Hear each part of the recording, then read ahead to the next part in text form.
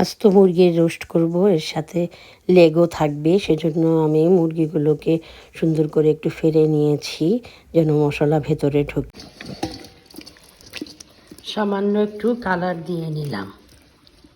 লেবুর রস, ভিনেগার, লবণ দিয়ে মুরগিগুলো মেখে ভেজে নিব। লবণ দিয়ে মুরগিগুলো মেখে নিচ্ছি, চিকেন রোস্ট হবে।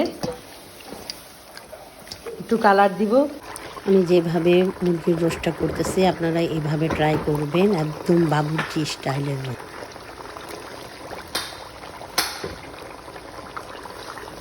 চিকেন ভাজার তেলেই আমি মশলা ছেড়ে দিচ্ছি। একটু বাদাম গুঁড়া করে দিয়ে দিলাম, বিভিন্ন রকমের বাদাম। একটু টক দই দিয়ে দিচ্ছি। পেঁয়াজ পেস্ট দিয়ে দিলাম, আদা রসুন পেস্ট দিয়ে দিচ্ছি। পেঁয়াজের সাথে একটু গুঁড়া মশলা দিয়ে দিলাম, যেটা সব মশলার গুঁড়া। কিশমিশ, বাদাম দিয়ে দিলাম।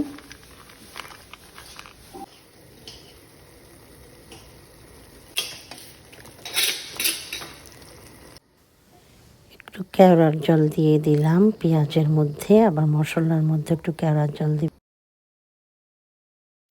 প্রথম পর্ব মুরগিগুলো ভেজে নিয়েছি এবং দ্বিতীয় পর্ব যে পেস্টটা বানিয়েছি সেটা দিয়ে মুরগিটাকে সুন্দর করে মেখে নিব। এবং তৃতীয় পর্ব হচ্ছে পেঁয়াজ বেরেস্তা এবং কিশমিশ, বাদাম এগুলো কিভাবে ছিটিয়ে দিব আপনারা একটু খেয়াল করে দেখবেন, তাহলে আপনাদের চিকেন রোস্টটা দারুণ হবে। মশলাগুলো উপর দিয়ে দিব।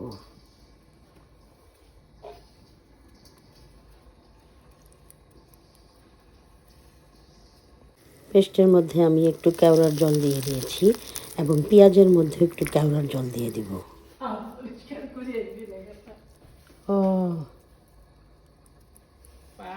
তাহলে তৈরি হয়ে গেল আমার চিকেন রোস্ট।